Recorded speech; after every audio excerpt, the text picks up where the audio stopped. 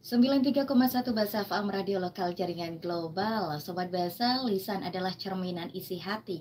Maka jika Anda ingin mengetahui isi hati seseorang, cermatilah apa yang lisan mereka katakan. Alhamdulillah, senang sekali kali ini Lilian Alfiana kembali menemani sore Ada. Dan seperti biasa hari Minggu dari jam 4 sampai jam 5 sore nanti, Alfi akan menemani Anda di Remaja Syariah. Yuk hijrah jadi lebih syar'i. Dan kali ini Sobat Bahasa sudah ada Ustadz Hans Muhammad yang akan setia menemani kita sampai jam 5 sore. Dan tentunya dengan tema yang inspiratif. Oke Sobat Bahasa, untuk Anda yang mau bertanya-tanya atau juga mau konsultasi, bisa nanti bergabung bersama kami melalui via teleponnya di 081 130 19931. Oke Sobat Bahasa, kita sapa terlebih dahulu ada Ustadz Hans Muhammad yang akan menemani kita. Halo, Assalamualaikum warahmatullahi wabarakatuh Ustadz. Waalaikumsalam warahmatullahi wabarakatuh. Apa kabar sore kali ini Ustadz? Baik, sehat walafiat, alhamdulillah. Barakallah, alhamdulillah. Waduh, kalau Alfi tahu sendiri bagaimana padatnya acara Ustadz Hans Muhammad, tapi Masya Allah bisa menyempatkan waktu begitu ya, meluangkan waktu demi Sobat Bahasa, dan insya Allah untuk bisa menemani kita di Remaja Syariah. Yuk hijrah jadi lebih syar'i.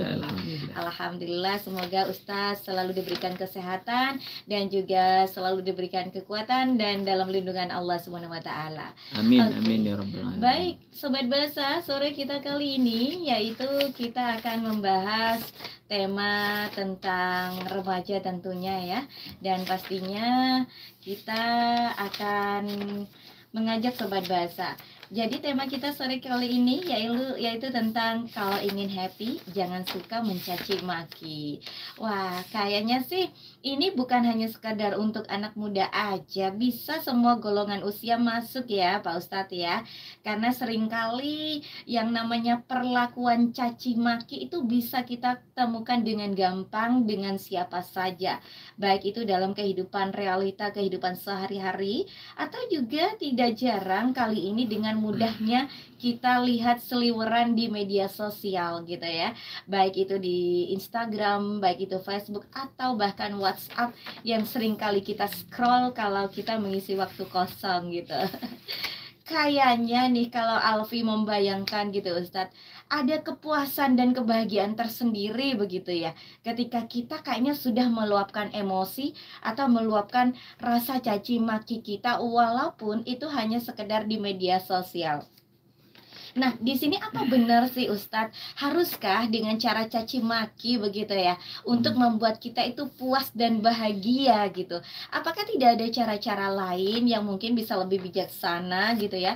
Apalagi memang emosi anak muda begitu ya Ustadz ya, yang seringkali labil, yang mungkin bisa jadi emosinya cepat meledak-ledak sehingga menimbulkan perkataan dan juga caci maki. Seperti apa sih nanti kita bisa mengendalikan diri agar kita terhindar dari sikap caci maki itu, dan bisa nggak sih kita bahagia tapi tanpa caci maki begitu Ustadz? Silakan buka dimanya. Baik, terima kasih. Assalamualaikum warahmatullahi wabarakatuh.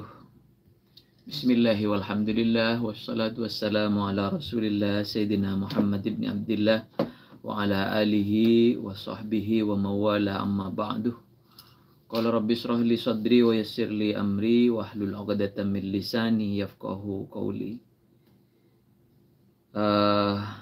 Sobat Bahasa, khususnya sobat remaja muslim yang ada di rumah, senang dan berbahagia bersyukur kepada Allah Subhanahu wa taala. Sore hari ini saya bisa bersama-sama dengan sobat Bahasa FM, terutama kaum remaja nih ya, teman-teman pemuda.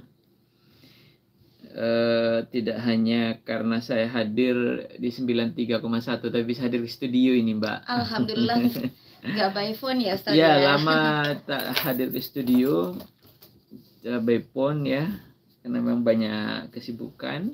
Dan sekarang ketika ada kesempatan kita coba datang, kita paksakan datang ke sini, mudah-mudahan mendapat ridho dari Allah Subhanahu wa taala. Amin ya rabbal alamin. Saya ingin tambahkan judul sedikit, satu kata dari judul hari ini Mbak. Oke. Kalau ingin happy jangan membenci dan mencaci maki. Oke, ditambah benci. Jadi ya. membenci. Jadi Kalau mencaci maki pasti benci ya. ya. Oke. Kenapa begitu? Karena kadang-kadang orang mencaci maki atau mencaci orang lain itu mengklaim dilakukan karena sayang. Ya, saya mencaci maki dia karena sayang, ingin memperbaiki. Ada kedoknya begitu ya. Kenapa kemudian harus menambah membenci? Karena ini beda tipis ya, beda tipis antara mencaci maki dengan mengkritisi, Mbak. Menasehati, mengkritisi, mengoreksi, memperbaiki dengan mencaci maki beda ya. Apa bedanya? Kalau menasehati orang lain yang lahir karena kebencian, itu biasanya keluar kata caci maki. Kata-kata yang menyakitkan hati dan telinga orang lain dengan kata umpatan, dengan kata-kata yang tidak bagus, dengan ujaran-ujaran kebencian, itu biasanya lahir dari kebencian. Tetapi beda kalau lahir dari kasih sayang.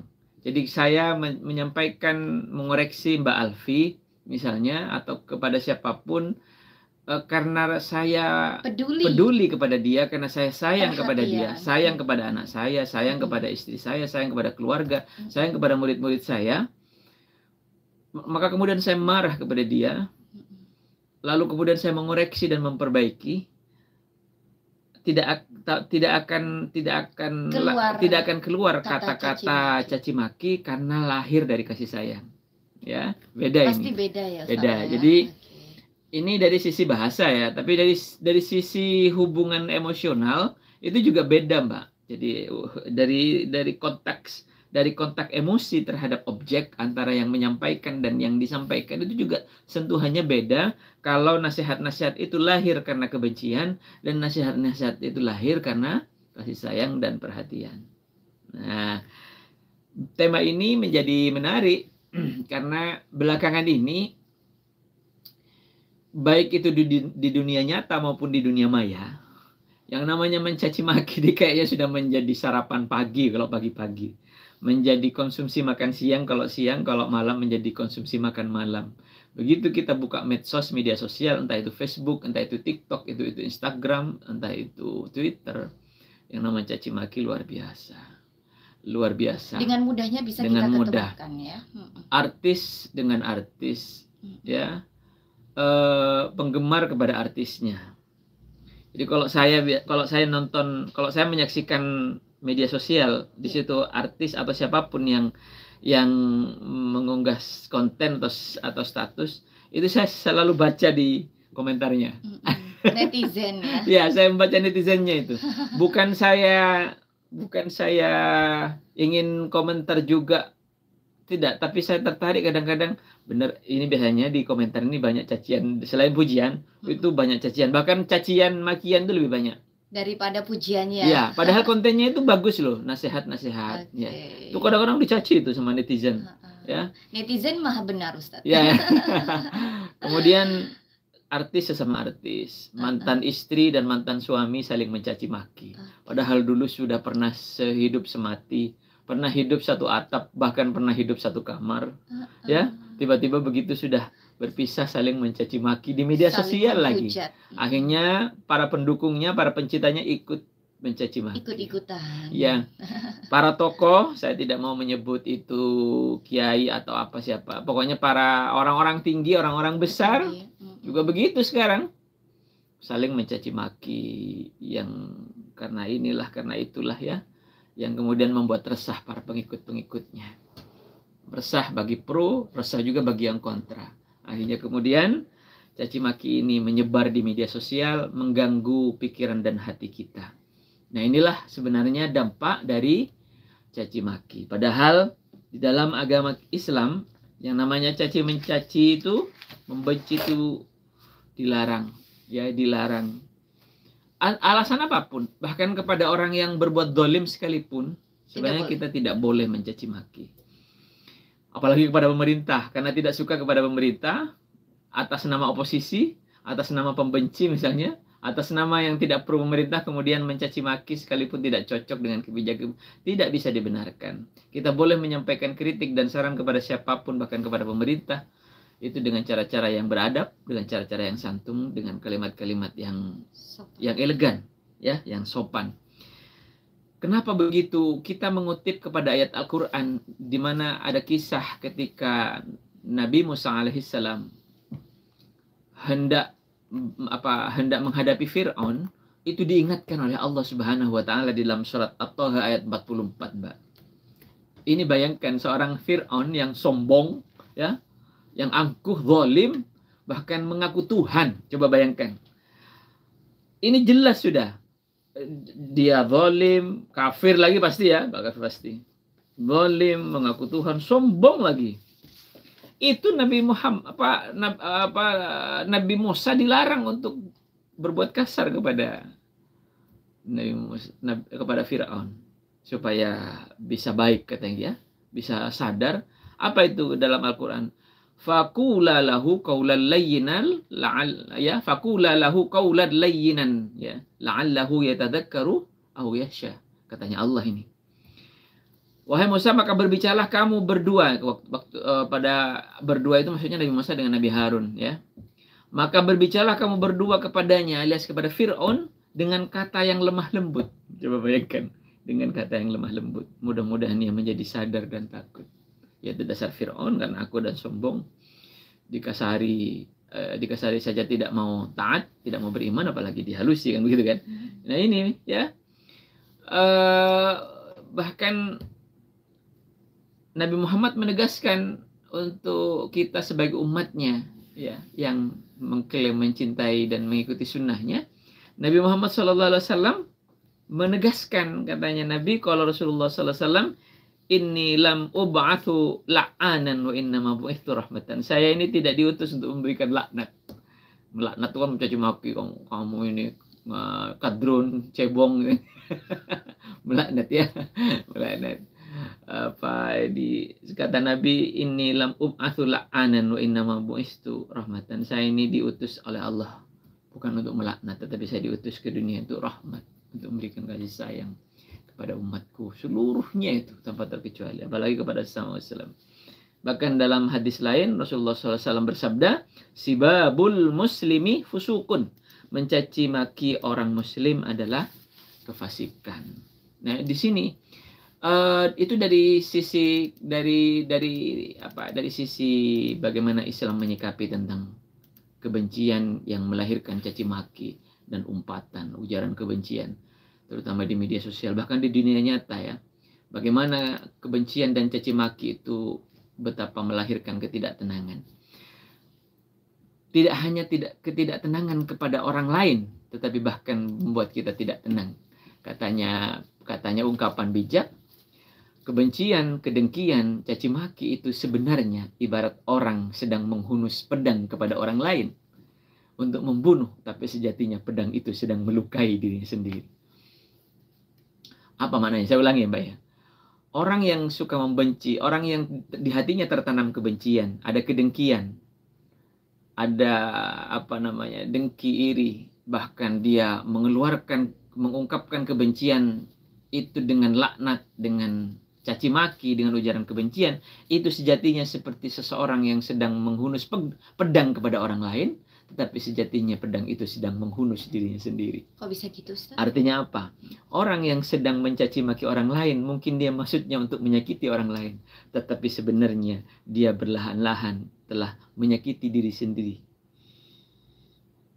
Kenapa begitu? Kalau dipikir-pikir, orang yang benci itu sebenarnya ketika dia mengungkapkan kebenciannya sesaat mungkin dia puas, lega, tapi sebenarnya dia tidak akan pernah tenang.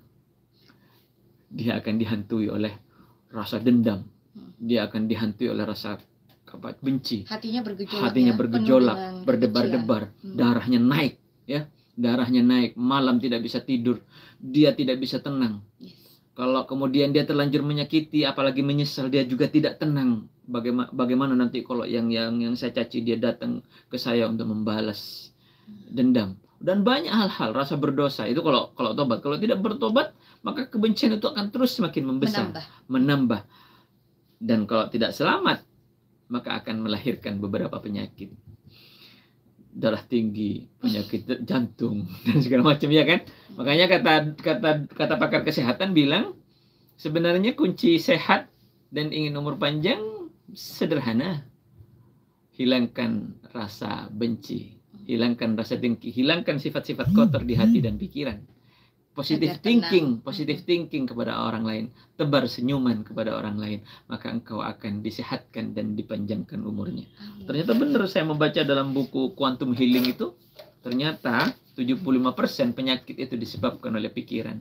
Kalau pikiran tenang, penyakit tidak akan pernah datang. Tetapi kalau pikiran kita dihantui oleh energi negatif, penyakit akan datang. Asam lambung, coba kalau Mbak Alfi sedang marah, sedang emosional, itu pasti tidak enak makan, ya, tidak enak makan, mau muntah, pusing, masuk angin, asam naik semuanya. Betul. Iya betul kan? Betul, kalau dia punya penyakit darah tinggi, kalau punya penyakit darah tinggi, emosi terus, kemudian kalau tekanan darahnya makin meningkat akan terjadi pecah pembuluh darah, maka terjadi akan stroke, ya. Maka nanti hati-hati 4S ya. 4S. Apa namanya? Stres, stop, ya. Gitu. Step, stroke, stop, kan gitu kan? Stopnya innalillah ya Ustaz. Iya.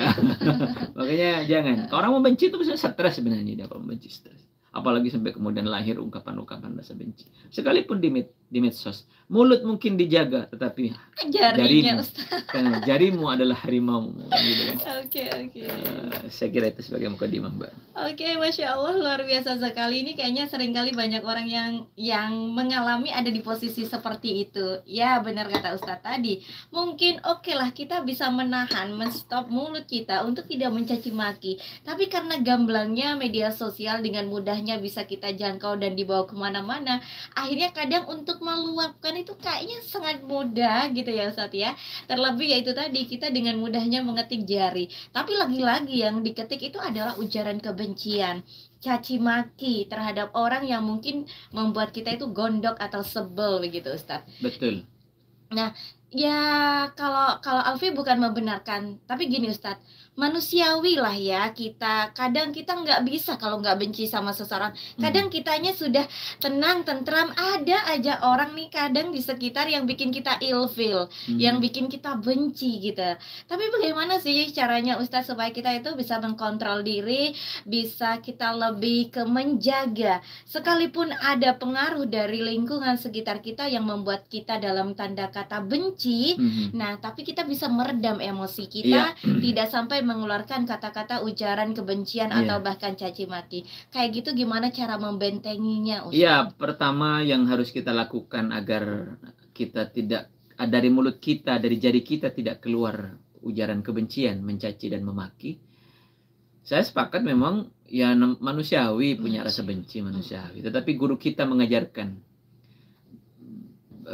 para ulama mengajarkan, kalau kita membenci seseorang, bencilah perilakunya, jangan benci orangnya.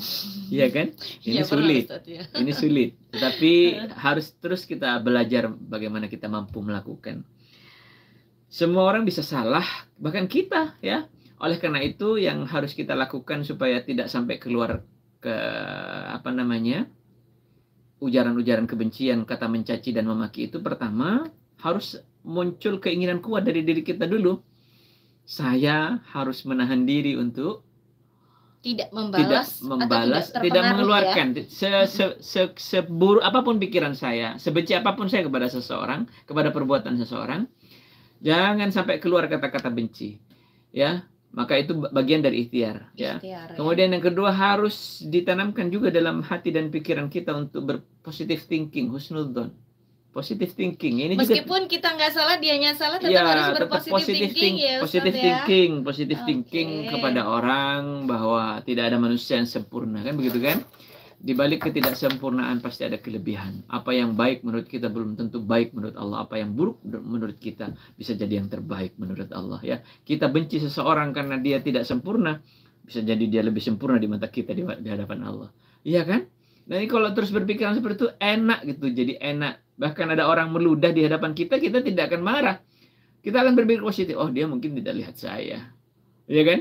atau mungkin dia sudah tidak kuat nahan, kemudian meludah, dan bukan semata-mata karena meludah karena ada iya, kita. tapi kalau coba kita negatif thinking, ini ngapain ini ngeludah, nggak sopan, ini sengaja, ini kan orang sengaja nih di depan saya, ini pasti timbul kebencian kalau ada negatif thinking. Nah, terus yang ketiga ya berzikir kepada Allah, senantiasa beristighfar dan senantiasa berzikir kepada Allah, dan ini sudah janji Allah, kalau engkau banyak berzikir kau akan ditenangkan hatinya. Ala bidzikrillah tatmainnul qulub, ya kan?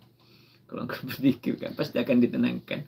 Makanya mungkin kalau kita selalu benci kepada seseorang, apalagi sampai sering mengeluarkan kata-kata umpatan yang menyakitkan, mungkin kita kurang zikirnya.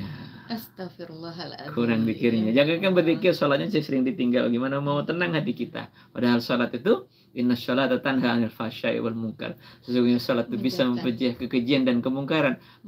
Membenci, mencaci maki itu bagian dari kemungkaran. Jadi bisa jadi kita mungkin sholatnya bolong-bolong atau tidak pernah sholat sama sekali. Oh, sudah sholat sering, dan mungkin ada yang salah dengan sholat kita. Oke. Wow, kayaknya semakin meluas ya Sobat Bahasa. Dan untuk Anda sekali lagi Alfi ajak untuk bergabung, bisa melalui komen di Facebook Alfi dan juga di channel YouTube Serambi Mata. Dan juga Sobat Bahasa bisa bergabung melalui via telepon di 0811301991. Oke, sudah terhubung bersama kita Ustadz. Boleh Alfi angkat terlebih dahulu ya? Monggo. Halo, assalamualaikum warahmatullahi wabarakatuh. Oke, di Remaja Syariah, yuk hijrah jadi lebih syar'i. Ada Ustadz Hans Muhammad. Bapak Sayu dari Arjasa, sehat hari ini ya? Alhamdulillah. Alhamdulillah. Oke, kali ini ada Ustadz Hans Muhammad. Silakan pertanyaan Anda. Waalaikumsalam warahmatullahi wabarakatuh.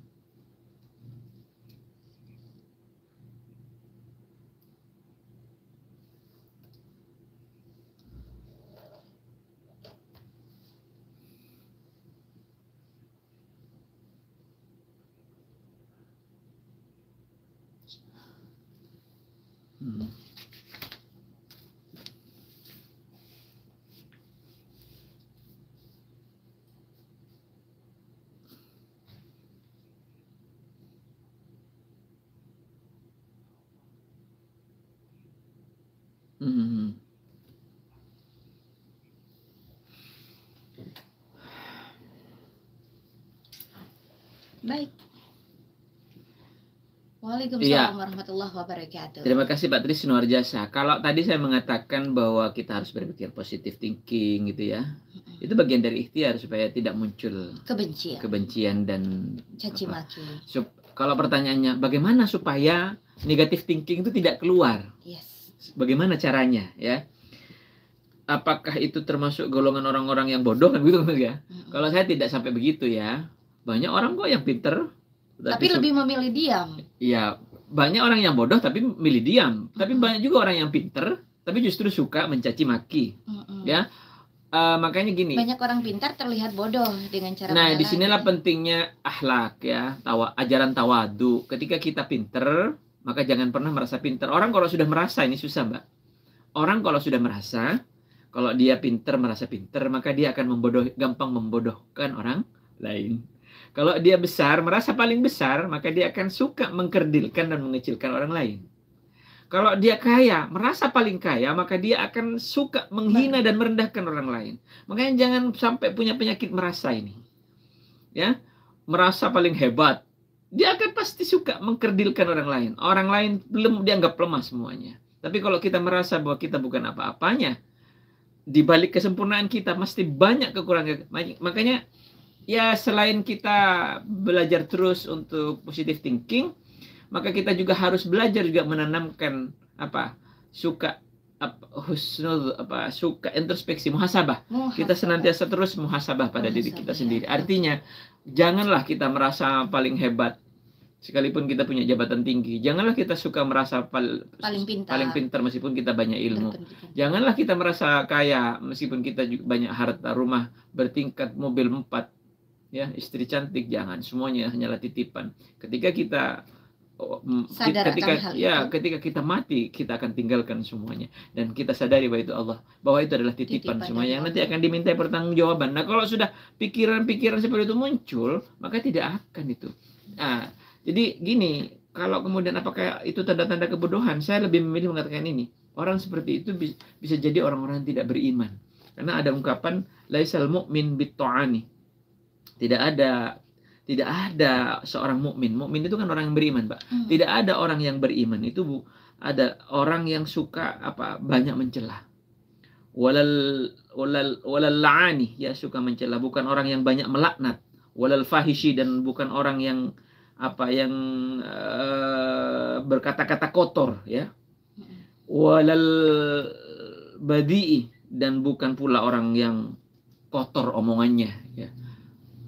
Jadi orang yang suka mengeluarkan kata-kata kotor, orang yang suka melaknat, orang yang suka mencela, itu bukan orang beriman. Karena kalau orang beriman pasti akan menjaga lisannya. Oke. Kata Imam Berarti Syafi'i, bisa terlihat dari lisan ya, dengan ya, lidahnya ya. Makanya Imam Syafi'i mengajarkan kepada kita, idza arada ahadukum al-kalama fa'alaihi ayyufakkira fi kalamihi. Kalau ada seseorang ingin berbicara, ayyufakkira fa'alaihi ayyufakkira fi kalam, maka pikir dulu sebelum berbicara, jangan asbun, jangan asal bunyi. Jadi ketika kita ingin mengeluarkan ucapan-ucapan dari mulut kita, pikir apa sih manfaatnya. Kalau sekiranya mudaratnya lebih besar daripada manfaatnya, jangan keluarkan, ya kan? Kalau kita mencaci maki kepada orang lain, coba apa manfaatnya? Pikirkan coba. Mungkin manfaatnya buat diri dia terlampiaskan, lega. Tapi unek-uneknya terlampiaskan. Tapi apa benar bermanfaat buat dia? Setelah dilampiaskan unek-uneknya, apakah kemudian dia bakal bisa berubah? Apakah membuat dia yang diucap objeknya itu akan berubah? Satu. Nomor dua, apakah betul-betul membuat dia tenang? Atau jangan-jangan kebencian itu makin besar? Atau jangan-jangan kebencian itu melahirkan kebencian-kebencian yang lain? Mengadu keduanya bahkan ya. Iya. Salamatul insan fi hifdzil lisan. Keselamatan seseorang itu tergantung bagaimana kemampuan menjaga lisannya. Hati-hati, terutama buat penyiar nih. Kenapa saya Karena pekerjaannya lisan. Ya Allah, kagetnya. Nah, untuk bilang mudah-mudahan terhindari ya Ustadz ya. Nah, itu tadi Ustadz. Ada lagi nih kayaknya yang tertarik dari Alfi, dari pembicaraan Ustadz. Jadi ketika ya, kalau tadi sebenarnya udah diajarin bagaimana caranya kita mengkontrol gitu ya. Nah, sekarang misal nih kita berhadapan dengan orang yang suka membenci atau mungkin suka mencaci maki. Meskipun mungkin dengan alasan baik, aku karena ngomel gini karena aku tuh peduli, kata si Ustadz tadi, cuman ternyata salah caranya, salah pengucapannya, sampai-sampai kadang menusuk hati. Iya. Ya, oke. Ketika kita berhadapan dengan orang seperti itu, bagaimana sih untuk cara menasehatinya, untuk menyadarkan dia? Karena orang kayak gitu biasanya orang yang paling merasa benar. Betul. Benar nggak sih Ustadz? Loh, aku kok salah, aku kan ngasih tahu ini kan saya, atau apalah seperti itu. Tadi kan sudah diajarkan oleh Allah bagaimana kepada Fir'aun yang sudah betul-betul sombong, bahkan Allah itu menyuruh untuk dengan kata-kata lembut. Dengan lemah lembut ya. Nabi Muhammad juga mengajarkan kepada kita, kalau kita ingin mengajarkan kepada, itu kan ingin memperbaiki menyadarkan, dia. Artinya kita ingin mengajak kepada kebaikan. Yes. Rasulullah itu sudah jelas rambu-rambunya. Ud'u ila sabili rabbika bil hikmah. Ajaklah ke jalan Tuhanmu dengan hikmah. Dengan hikmah itu berarti kan dengan apa? Dengan bijak. Dengan bijak. Ya. Artinya kalau kita mengajak kepada kebaikan, lihat dulu siapa objeknya, satu. Di mana dia menyampaikan. Kita mengajak dia kepada kebaikan, menasihati dia, bagus. Tetapi karena disampaikan di banyak orang, umum, jadi di banyak orang, jadi malu dia. Bukannya dia ikut, dia malah marah kepada kita. Karena merasa dipermalukan. Iya. Nah, itu yang nasihat baik-baik loh. Apalagi dengan caci maki, apalagi dengan kebencian, ya kan? Termasuk di media sosial, kita memberikan nasihat kepada seseorang lewat grup. Di situ banyak anggota grup yang lain, misalnya gitu ya. Kebetulan ada seseorang yang kebetulan minum misalnya dengan pakai tangan yang kiri. Bon dinasihati, jangan makan yang kiri, itu nggak boleh. Rasulullah tidak mengajarkan. Bagus. Cuman karena di tempat umum itulah. Cuma caranya yang salah. Yes. Ya, karena caranya yang salah, bukan kebaikan yang ia lahirkan, dia malah akan dicemooh oleh banyak orang. Yang dinasehati nggak baik malah tersinggung, orang lain juga akan ikut-ikutan mencibir. Apakah kemudian melahirkan kebaikan? Tidak, ya kan? Tujuan yang baik harus dilakukan dengan cara yang baik. Oke, kuncinya itu ya. Banyak tujuan yang baik karena jalannya tidak baik, maka kemudian menjadi tidak baik. Iya kan? Mau ke Surabaya tujuannya baik, tapi karena kita salah dalam memilih kendaraan, tidak sampai-sampai, Mbak. Bahkan bisa berhenti di tengah jalan. Lalu ke Surabaya naik sepeda ontel. Nyampe memang, tapi 1 bulan, seminggu, dan lain sebagainya kan. Bahkan sepedanya bisa rusak di tengah jalan. Iya kan? Ya, saya karena pernah ngalamin itu Ustaz. Jadi ketika mungkin niatnya baik, nasehatin, cuman ya itu tadi cara menyampaikannya ternyata nusuk gitu lah. Bukannya bikin kita sadar atas kesalahan yang kita lakukan, malah ini menimbulkan keanehan loh. Kok kamu nyinggung aku kayaknya. Jadi kesannya akhirnya seperti itu. Pesan baik dia tidak tersampaikan kepada saya, malah melahirkan suudon gitu ya, negatif terhadap perlakuan dia yang caranya mungkin kurang tepat. Betul. Jadi niat baik harus dilakukan dengan cara-cara yang baik. Saya kira kita mesti banyak belajar kepada Wali Songo yang menyebarkan agama Islam di Nusantara. Bagaimana Islam menjadi agama mayoritas di sini. Jasa-jasa beliau luar biasa. Mereka mengajarkan Islam melalui budaya-budaya terdahulu tanpa menghilangkan budaya-budaya yang ada. Oke, baik. Ustadz, setuju nggak sih Ustadz kalau ada kata-kata kayak gini ketika kita mungkin mendapatkan cacian atau kebencian dari orang yang ada di hadapan kita, apakah kita cukup dengan cara menundukkan diri, membiarkan kata-kata itu berlalu, Ustadz? Atau ya itu tadi, apakah kita perlu membalas sekalipun mungkin dengan cara yang baik, kata-kata yang baik? Seperti apa menurut Ustadz? Metode penting. Tetapi kalau kita sekiranya tidak mampu, maka paling tidak minimal kita tidak mengakui di dalam hati kita. Oh tidak, saya tidak seperti itu. Minimal hati tidak membenarkan, itu salah. Jangan kemudian membenarkan, meskipun itu selemah-lemahnya iman. Fahuwa ad'aful iman. Apa itu? Ada hadisnya, faman ra'a munkaran fayughayyir biyadihi. Kalau kamu melihat kemungkaran, kebatilan, ketidakbaikan, maka rubahlah dengan tangannya. Pukul, hantam dengan senjata. Tapi fa'ilam yastati fabilisannya, kalau kamu tidak mampu dengan lisannya, ya. Kalau kamu tidak mampu lagi, fa'ilam yastati fabiqalbi. Kalau kamu dengan lisan tidak mampu, khawatir dia melawan, bahkan dia bisa mengancam nyawa kita, bahkan kita mungkin takut dibenci gara-gara kita menyampaikan dakwah yang baik. Fabiqalbi, dalam hati, dengan hati saja. Ya, pertama doakan kepada Allah, berilah dia petunjuk. Ya kan? Berilah dia ya Allah, karena Engkau yang maha membolak-balikan hati. Ini doa favorit Mbak Alfi kan? Iya. Lalu kemudian hati jangan benarkan ya Allah. Doakan dirinya, ya Allah, tetapkan hati hamba. Mudah-mudahan hamba tidak terpengaruh dengannya. Mudah-mudahan hamba tetapkan hati ini tetap di dalam jalan-Mu. Oke, waduh, nyesek nih ke saya Ustadz. Ustadz, seandainya nih ada orang gitu ya yang mungkin tidak bisa meluapkan kebenciannya di tutur kata, tapi hatinya tuh penuh dengan kebencian, misalnya begitu Ustadz. Ya kata Alfi tadi, yang namanya manusia kadang manusiawi lah Ustadz, kadang kita suka benci gitu ya, benci. Tapi kita masih bisa mengkontrol nih, artinya kita nggak sampai mengetik atau membuat jari kita untuk meluapkan, atau mungkin dengan tutur kata. Kita hanya diam gitu. Cara yang lebih tepat daripada diam apalagi Ustaz? Sabar. Nerima begitu ya Ustaz ya Allah. Ini yang salah.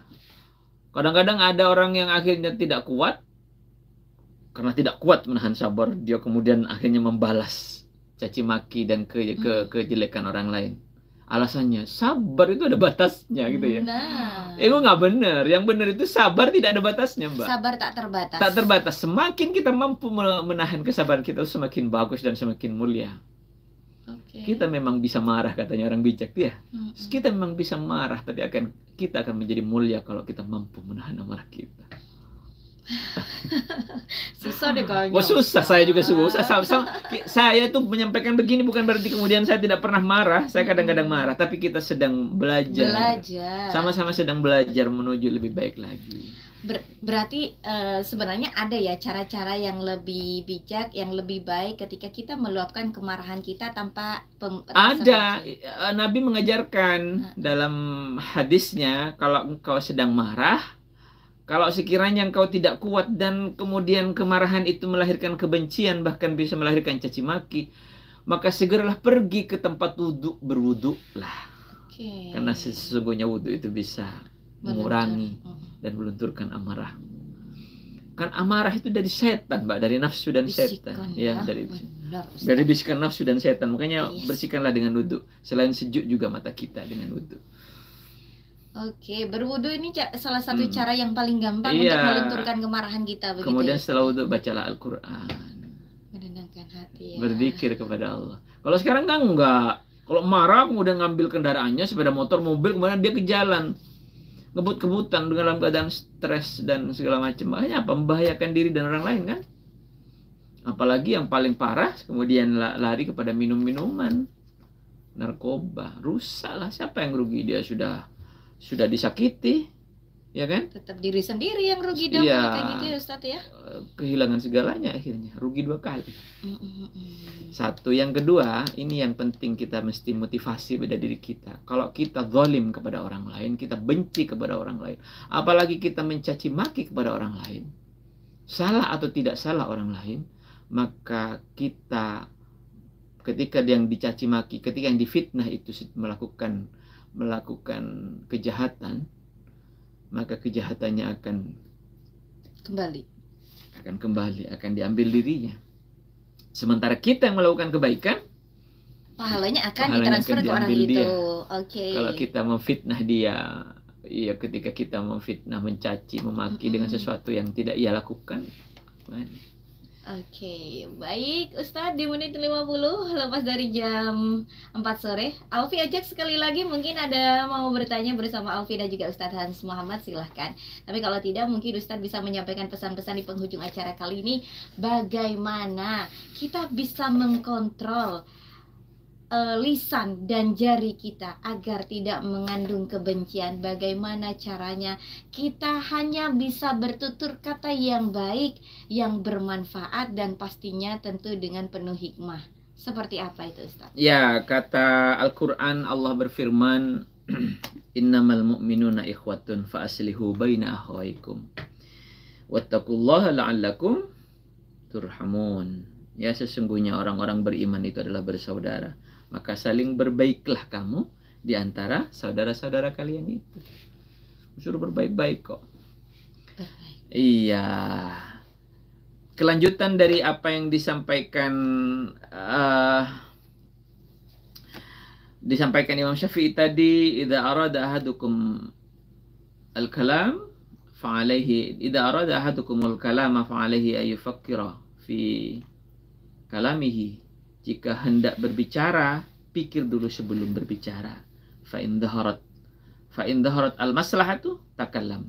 Jika nyata dari pembicaraannya itu ada maslahat, maka berbicaralah. Kalau sudah jelas-jelas yakin bahwa yang kita bicarakan itu baik dan bermanfaat kepada orang lain, tidak menyakiti orang lain, segera sampaikan. Wa in syakka lam yatakallam hatta tadhahara. Kalau kamu ragu, ini kalau ragu apalagi sudah jelas-jelas tidak baik ya. Iya. Kalau kamu ragu, jangan berbicara. Kalau kamu masih ragu, jangan berbicara sebelum jelas maslahatnya. Ragu loh, apalagi sudah jelas-jelas kalau ini diungkapkan akan menyakiti orang lain.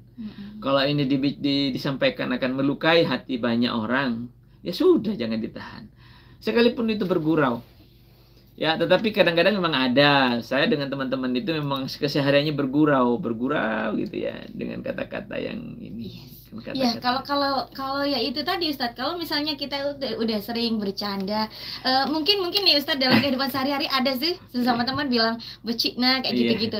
Ini tapi kan bercanda Ustadz. Iya, tapi gitu gini loh, bercanda pun harus hati-hati, harus melihat situasi dan kondisi juga. Kadang-kadang kita terbiasa bercanda dengan teman kita karena sangat akrab dengan soulmate kita, bahkan dengan pasangan kita ya.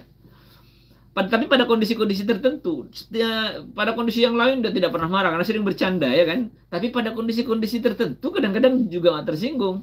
Oleh karena itu, maka lihatlah situasi dan kondisi. Makanya pasangan atau bahkan teman harus mengerti juga tentang psikis teman yang kita ajak bicara.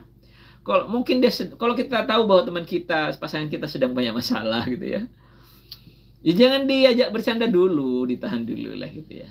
Aduh, repot lah kalau kayak gitu. Iya, kan. Nah, ini namanya bil hikmah kan, dengan bijak. Oh, ya. Jadi jangan paksa orang lain sama dengan kita, tapi berusahalah bagaimana kita bisa